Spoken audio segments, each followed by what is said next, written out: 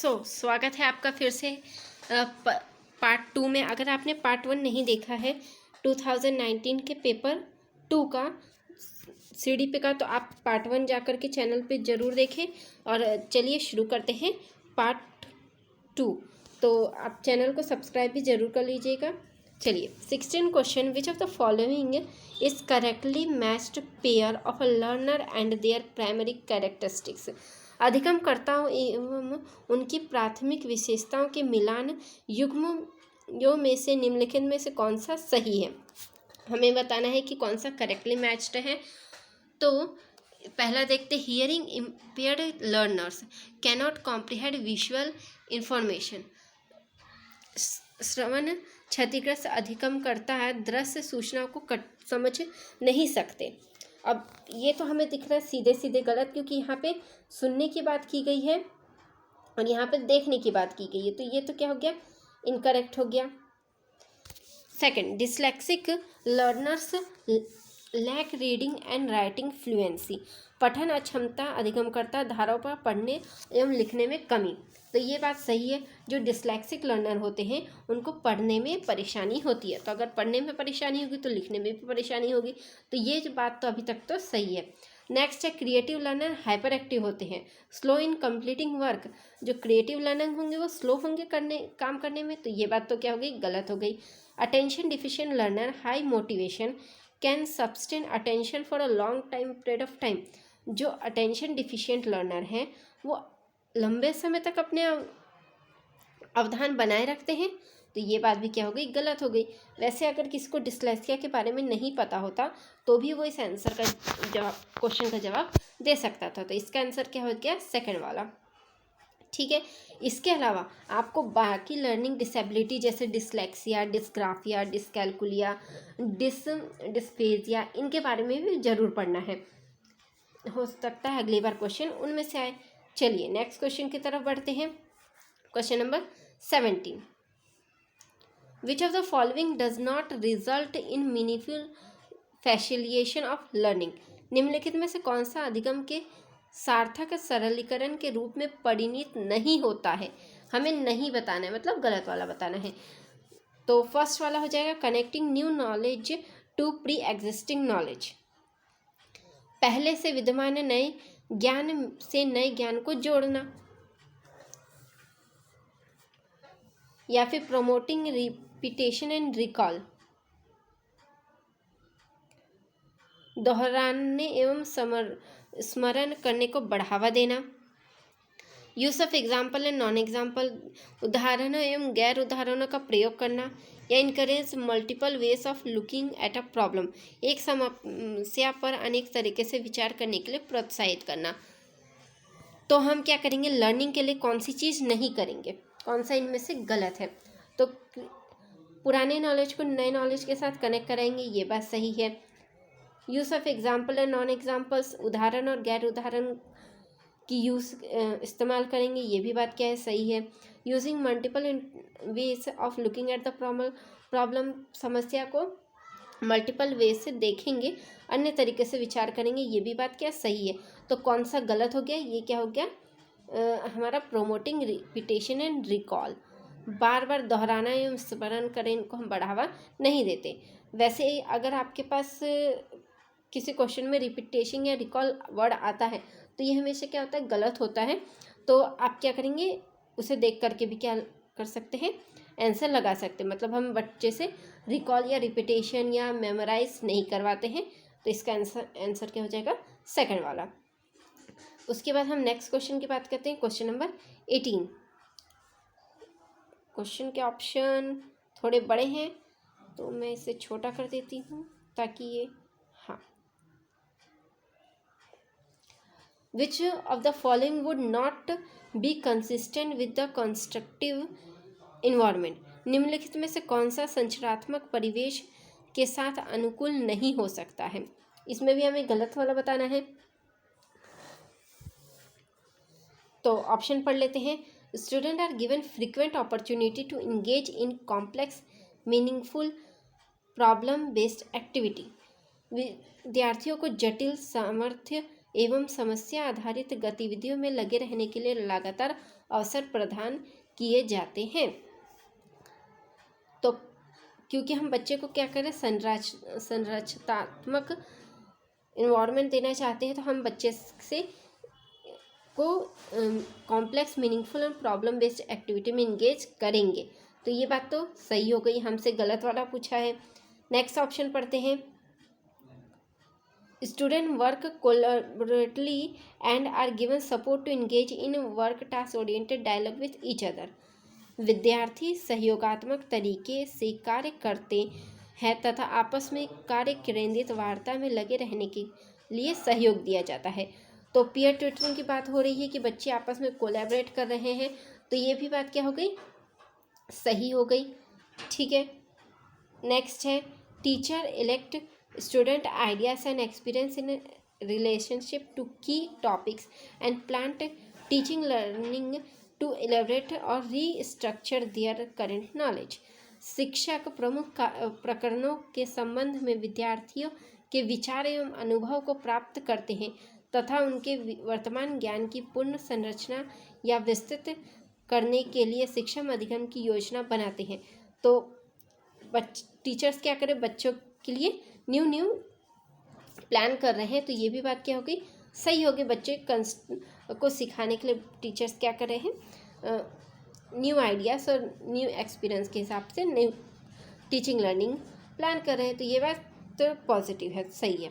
Next है teachers employ specific end of the term assessment strategies and give feedback on product rather than process.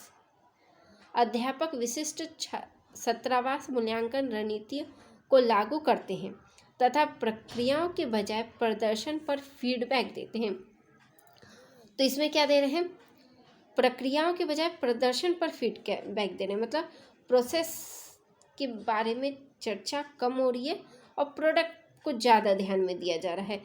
तो constructivism में हम process की बात करते हैं, ना कि प्रोडक्ट की। तो ये ऑप्शन हमारे इस क्वेश्चन के हिसाब से क्या हो जाएगा, गलत हो जाएगा। तो हमसे गलत वाला पूछा गया था, नॉट वाला पूछा गया था, तो हमारा जो आंसर हो जाएगा वो हो जाएगा फोर्थ वाला। ठीक है, तो 18 का फोर्थ वाला। ठीक है, इसके साथ ही मैं आपको बता दूं कि आप क्या कर सकते हैं, सीटेट की ऑफिशियल वेबसाइट पर जा कर के भी पेपर्स डाउनलोड करके देख सकते हैं। लेकिन उसमें दिक्कत ये है कि आप पेपर डाउनलोड करेंगे, उसके बाद आंसर की डाउनलोड करेंगे और दोनों को मैच करके फिर पढ़ेंगे। इससे अच्छा है कि आप हमारे वीडियोस भी देख लें, इससे आपको आंसर मैच करने में ज़्यादा टाइम नहीं लगेगा और आप एक ही बार में क्वेश्चन और आंसर दोनों ही समझ लेंगे और आपका एक तरह से रिविज़न भी हो जाएगा। तो नेक्स्ट क्वेश्चन की बात करते हैं।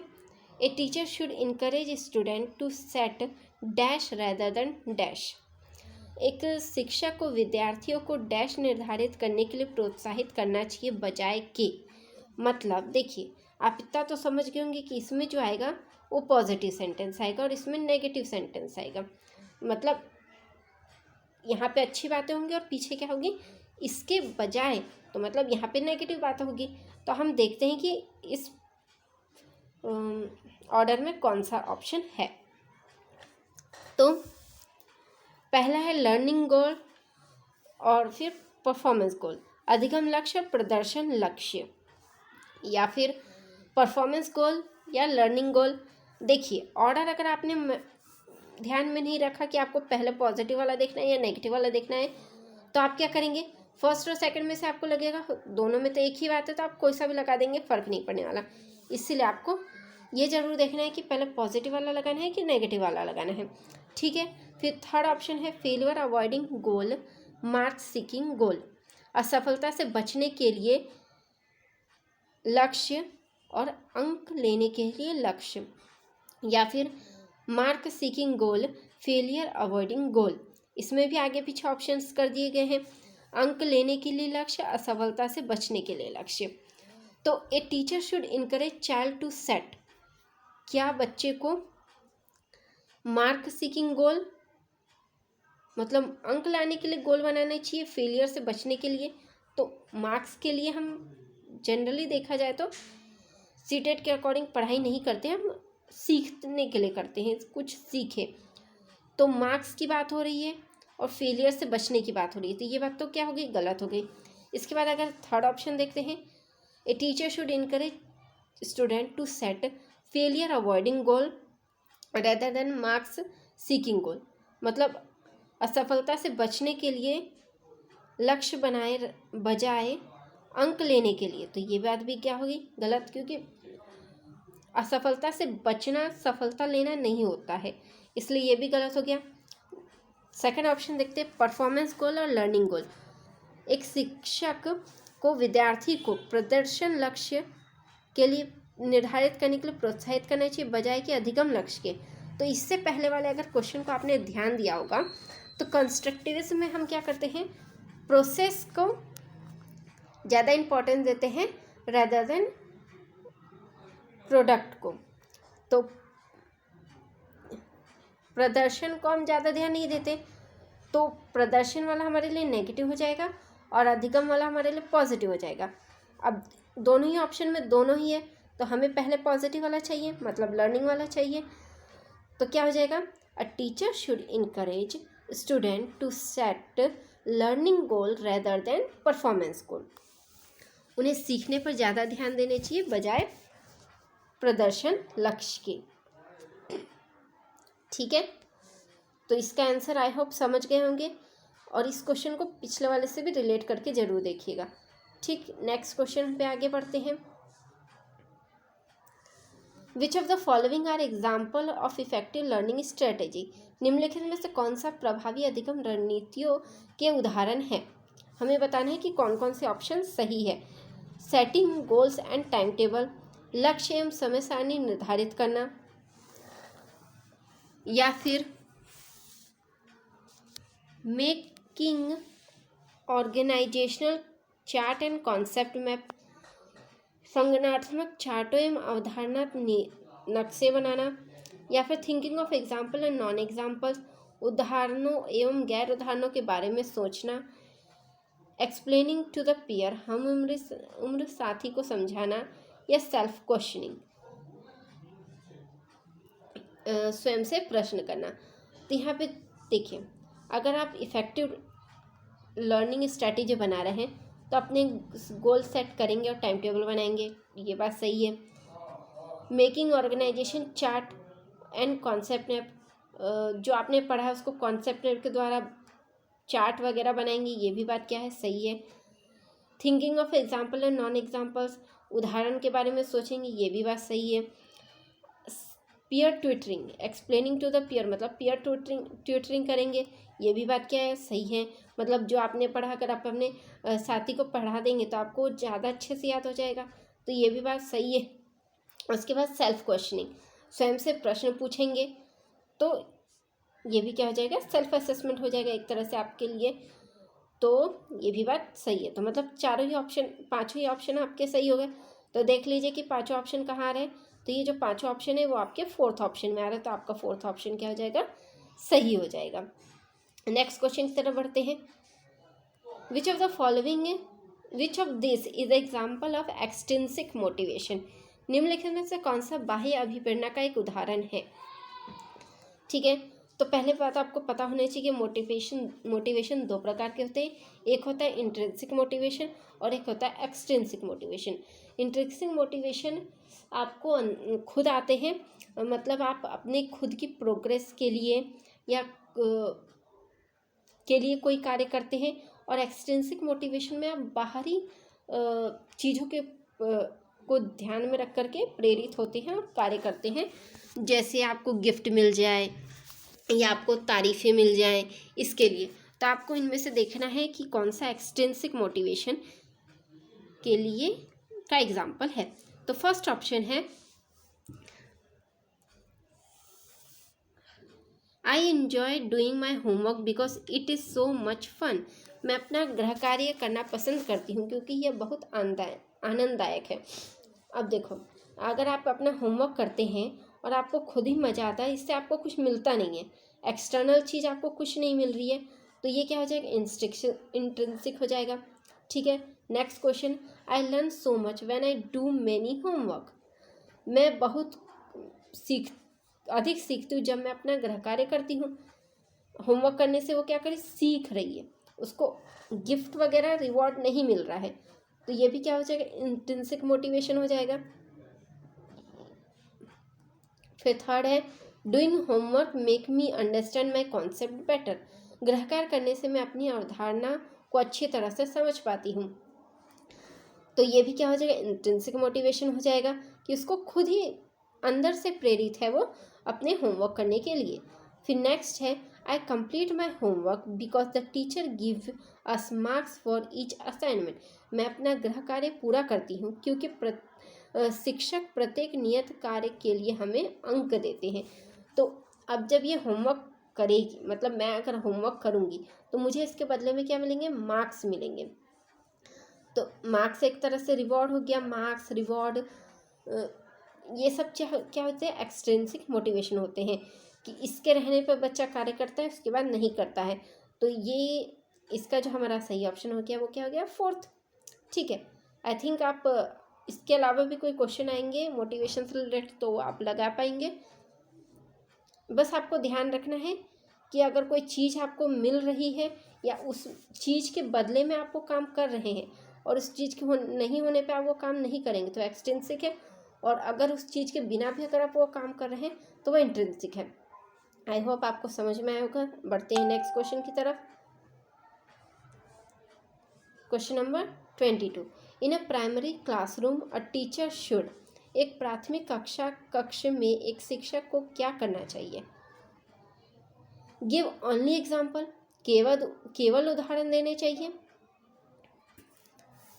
या फिर गिव ओनली नॉन एग्जाम्पल्स, केवल गैर उदाहरण देने चाहिए, give both examples and non examples, उदाहरण और गैर उदाहरण दोनों देने चाहिए, या फिर not give any example and non examples, उदाहरण या गैर उदाहरण दोनों ही नहीं देने चाहिए। तो ये तो आप सीधे सीधे आंसर दे सकते, सिर्फ एग्जाम्पल देंगे तो ये बात भी क्या होगी, गलत। सिर्फ एग्जाम्पल नहीं देंगे तो ये बात भी गलत होगी, और दोनों ही एग्जाम्पल और नॉन एग्जाम्पल दे करके हम पढ़ाएंगे तो ये बात क्या हो जाएगी, सही हो जाएगी। और दोनों ही नहीं दे रहे तो ये बात तो क्या हो गई, गलत हो गई। तो ये क्या हो जाएगा, इसका आंसर थर्ड। इसके अलावा भी अगर आपको किसी क्वेश्चन में ओनली दिख रहा है, ठीक है, मतलब आप सिर्फ टेक्स्ट बुक का ही यूज़ करेंगे, या आप सिर्फ चार्ट का ही यूज़ करेंगे, या आप सिर्फ मॉडल्स का ही यूज़ करेंगे, तो ये जहाँ पे आपको ओनली दिखे वो क्या हो जाता है, गलत हो जाता है। तो फर्स्ट हमारा गलत हो गया, सेकंड हमारा गलत हो गया। इस तरह से भी आप क्या कर सकते हैं, क्वेश्चन में ऑप्शंस को छांट कर सकते हैं, एलिमिनेट कर सकते हैं। तो इसका आंसर भी आई होप आप समझ गए होंगे। बढ़ते हैं नेक्स्ट क्वेश्चन की तरफ। तो नेक्स्ट क्वेश्चन हमारा, विच of the following strategy would promote meaning making in children. निम्नलिखित में से कौन सा, निम्नलिखित रणनीतियों में से कौन सी बच्चे में अर्थ निर्माण को बढ़ावा देगी। तो फर्स्ट है एक्सप्लोरेशन एंड डिस्कशन, अन्वेषण और परिचर्चा, ट्रांसमिशन ऑफ इंफॉर्मेशन, सूचनाओं का संचरण, यूजिंग पुनिटिव मेजर्स, दंडात्मक साधनों का प्रयोग, या फिर यूनिफॉर्म एंड स्टैंडर्डाइज टेस्टिंग, एक रूप या मानकीकृत परीक्षण। तो हमें पता होना चाहिए कि मीनिंग मेकिंग में हम क्या करेंगे, बच्चों को एक्सप्लोर और डिस्कशन के लिए प्रेरित करेंगे। ठीक है, हम सूचनाओं का संचरण करें, इंफॉर्मेशन ट्रांसमिशन करें, ये बात नहीं होगी।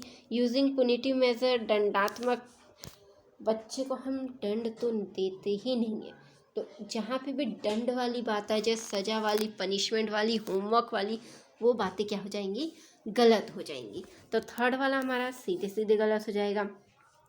यूनिफॉर्म टेस्टिंग की बात, क्योंकि हम मीनिंग मेकिंग कर रहे हैं तो ये बात भी क्या हो जाएगी, गलत हो जाएगी। तो इसका जो बेस्ट आंसर क्या हो जाएगा, एक्सप्लोरेशन एंड डिस्कशन। 23rd का क्या हो जाएगा, फर्स्ट वाला आंसर करेक्ट हो जाएगा। नेक्स्ट क्वेश्चन की तरफ बढ़ते हैं। चिल्ड्रंस एरर एंड मिसकॉन्सेप्शन, बच्चों में गलतियों भ्रांत धारणाएं। फर्स्ट वाला, are significant set in the teaching learning process शिक्षण अधिगम प्रक्रिया में एक महत्वपूर्ण कदम है। यार inheritance and obstacle to the teaching learning process शिक्षण अधिगम प्रक्रिया के लिए रुकावट एवं विघ्न है, या फिर should be ignored in teaching learning process शिक्षण अधिगम प्रक्रिया में अनदेखी करनी चाहिए, या फिर signified that children's capability are far inferior than that of adults सूचित करती है कि बच्चों की क्षमताएं वयस्कों की तुलना में बहुत निम्न स्तर की हैं। तो जो बच्चे गलतियां करते हैं या मिसकॉन्सेप्शन होता है उनके अंदर, वो क्या बताते हैं, क्या वो बताते हैं कि अगर बच्चे गलती कर रहे हैं तो उनके शिक्षा अधिगम प्रक्रिया में ऑब्स्टिकल हो रहे हैं। तो ये बात तो गलत है, क्योंकि बच्चे क्या करते हैं, जो एरर्स करते हैं उनसे ही वो क्या सीखते हैं। तो ये उनके लिए गलत तो रुकावट या विघ्न नहीं होंगे, उन्हें इग्नोर करना चाहिए। अब क्योंकि जो एरर्स आते हैं उन्हीं को हम सुधार करके बच्चों को सही से सिखा सकते हैं। तो ये बात भी क्या अनदेखी करें, ये बात भी क्या होनी चाहिए, नहीं होनी चाहिए। या फिर ये बच्चे के बारे में बताए कि एडल्ट से इन्फीरियर है, तो हम बच्चे को की क्षमताओं को निम्न स्तर, ऐसा नहीं है कि अगर बच्चे ने गलती कर दी तो हम उसे निम्न स्तर का मानने लगे। ये बात भी क्या हो गई, गलत हो गई। तो जो हमारा फर्स्ट ऑप्शन है, are the significant step in the teaching learning process, जो सीखने की प्रक्रिया में है वो एक महत्वपूर्ण कदम है, क्योंकि इसी के द्वारा उसकी गलतियों को सुधार करके हम उसे अच्छे से सिखा सकते हैं। तो इसका जो ऑप्शन हो जाएगा वो फर्स्ट वाला सही हो जाएगा। बढ़ते हैं नेक्स्ट क्वेश्चन की तरफ। आई होप आपने चैनल को सब्सक्राइब कर लिया होगा। वीडियो आपको अच्छी लगी हो तो वीडियो को लाइक भी कर दें। चलिए अब बढ़ते हैं नेक्स्ट क्वेश्चन की तरफ। 25th question, in the constructive frame child is a viewed as, संरचनात्मक ढांचे में बच्चे को किस रूप में देखा जाता है? Miniature adult who is less than adult in all aspect such as size, cognition and emotion. लघु वयस्क के रूप में जो सभी पक्षों जैसे आकार, संज्ञान एवं संयोग में वयस्क की तुलना में कम है। या फिर टेबुला रासा और ब्लैंक स्लेट, कोरी पट्टियां या खाली स्लेट जिसके जीवन को अभिनव के द्वारा पूर्ण रूप से आकार दिया जाता है। या फिर passive being who can be shaped और moulded into any form through conditioning, एक निष्क्रिय प्राणी जिसे अनुबंधन के द्वारा किसी भी रूप में आकार दिया जा सकता है तथा डाला जा सकता है। या फिर एक problem solver and scientific investigator, एक समस्या समाधान करने वाला तथा वैज्ञानिक अन्वेषण के रूप में। तो देखिए, क्योंकि ये अब हम ऑप्शन से सही नहीं लगा सकते, क्योंकि जब बच्चा छोटा होता तो मिनिएचर एडल्ट के रूप में ही होता है। टेबुला रासा ब्लैंक स्लेट होता है जिसमें हम बहुत सारे एक्सपीरियंस से उसको जीवन को भर सकते हैं, आकार दे सकते हैं। पैसिव बीइंग होता है जिसे हम कंडीशनिंग करके किसी भी रूप में ढाला जा सकता है। तो ऑप्शन से हम नहीं जा सकते हैं। तो कंस्ट्रक्टिविज्म का मतलब क्या होता है, जब आप कंस्ट्रक्ट करते हैं, खुद किसी चीज़ की खोज करते हैं या उसका निर्माण करते हैं। ठीक है, तो जो बेस्ट ऑप्शन जा रहा है वो उसकी मीनिंग के according as a problem solver. ठीक है, तो हाँ, constructed frame child is a viewed as a problem solver and a scientific investigator. Constructed जिसमें बच्चा क्या करेगा, साइंटिफिक की तरह कुछ इन्वेस्टिगेट करेगा और किसी प्रॉब्लम को खुद सॉल्व करेगा। कंस्ट्रक्टिविज्म का मतलब ये कि वो खुद कंस्ट्रक्ट करेगा। तो इसका जो बेस्ट आंसर हो जाएगा वो क्या हो जाएगा, फोर्थ वाला। ठीक है, इसमें आप सही या गलत के हिसाब से नहीं कर सकते, क्योंकि सारी ऑप्शन सही है, लेकिन हमें क्या ध्यान देना पड़ेगा, कंस्ट्रक्टिव फ्रेम के हिसाब से कौन सा आंसर सही होगा। तो इसका आंसर क्या हो जाएगा, 4th हो जाएगा। नेक्स्ट क्वेश्चन की तरफ बढ़ते हैं। A teacher's role while using cooperative learning in her class. अपनी कक्षा में सहयोगात्मक अधिक्रम का प्रयोग करते समय एक शिक्षक की भूमिका किस प्रकार की होती है।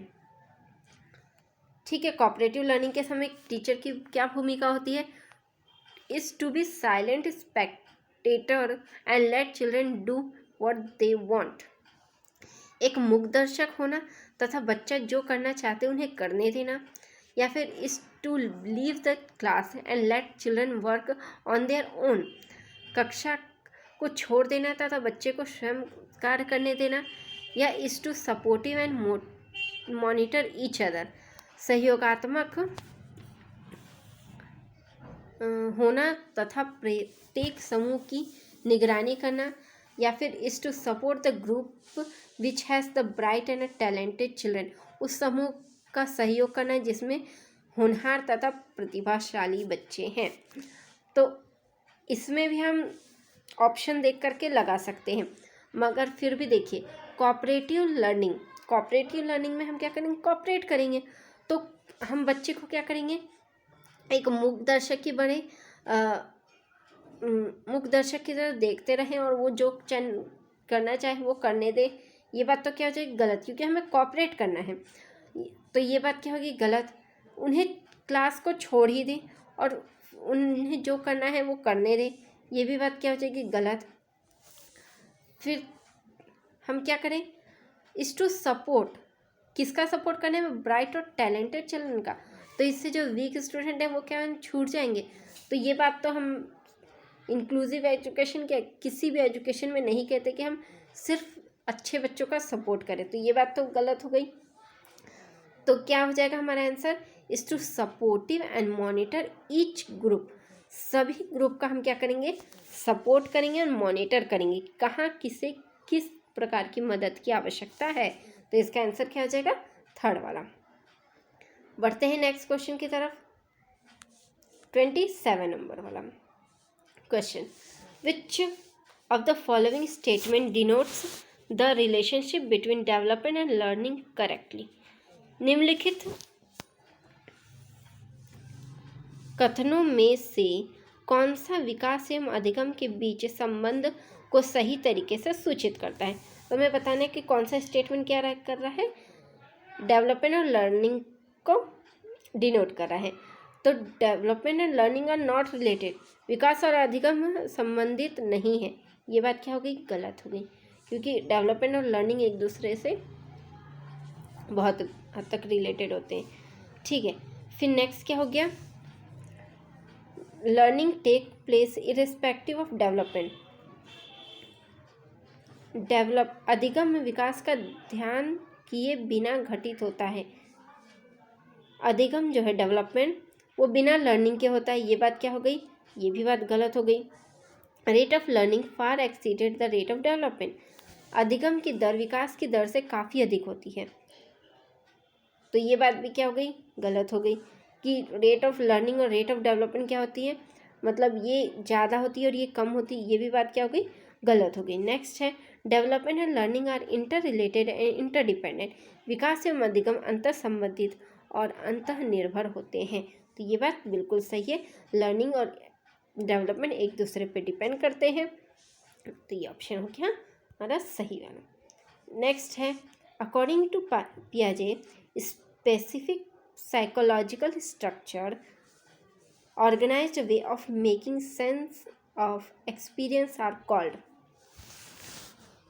पियाजे के अनुसार विशिष्ट मनोवैज्ञानिक संरचनाएं अनुभव से सही अर्थ निकालने के व्यवस्थित तरीकों को क्या कहा जाता है। मेंटल टूल, मानसिक उपकरण, स्कीमा, इमेजेस, प्रतिमान या मेंटल मैप्स, मानसिक मैप। तो अगर आपने पियाजे की थ्योरी पढ़ी है तो उसमें आपको बार बार एक वर्ड मिलेगा, स्कीमा। तो जो स्कीमा है वही ये क्या है, स्पेसिफिक साइकोलॉजिकल स्ट्रक्चर जो कि organised way of making sense of experience, अनुभव से सही अर्थ निकालने की व्यवस्थित तरीका को हम क्या कहते हैं, स्कीमा कहते हैं। ठीक है, तो इसका आंसर क्या हो जाएगा, सेकंड, स्कीमा। और पियाजे से बहुत सारे क्वेश्चंस आते हैं, तो अगर आपने पियाजे की थ्योरीज नहीं पढ़ी है तो पियाजे की थ्योरी जरूर पढ़ें। उसके बाद नेक्स्ट क्वेश्चन की तरफ बढ़ते हैं। With an appropriate question suggestion the child's understanding can be extended far beyond the point which she could have reached alone. Which construct does the above statement highlight? एक उचित प्रश्न सुझाव के द्वारा बच्चे की समझ को उस बिंदु से बहुत आगे ले जाया जा सकता है जिस पर वह अकेले पहुंच सकती है। निम्नलिखित में से कौन सी संरचना उपरोक्त कथन को प्रकाशित करती है? ठीक है, तो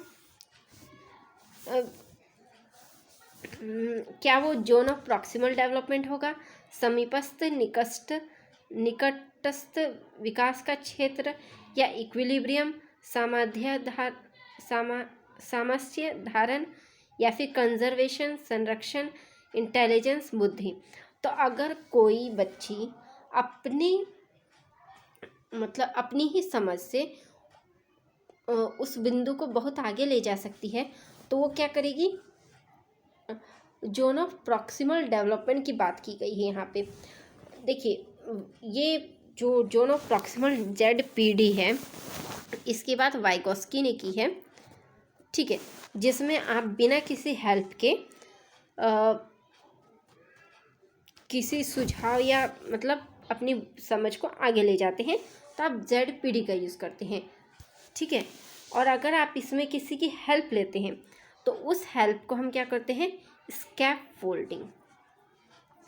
ठीक है, और इसकी बात वाइगोस्की ने की है, ये आपको याद रखना है। अगर इसी की जगह क्या लिख दिया जाता कि दूसरे की टेम्पररी हेल्प की सहायता से उस सुझाव आगे पहुंचती है, तो उस सुझाव को हम क्या कहते हैं, उस टेम्पररी हेल्प को हम क्या कहते हैं, तो उस समय हमारा क्या आंसर हो जाता कि स्कैफोल्डिंग। ठीक है, लेकिन अभी हमें क्या बात की गई है कि उस स्टेज को क्या कहेंगे, मतलब किस स्टेटमेंट को हाईलाइट किया गया है, तो जोन ऑफ प्रॉक्सिमल डेवलपमेंट।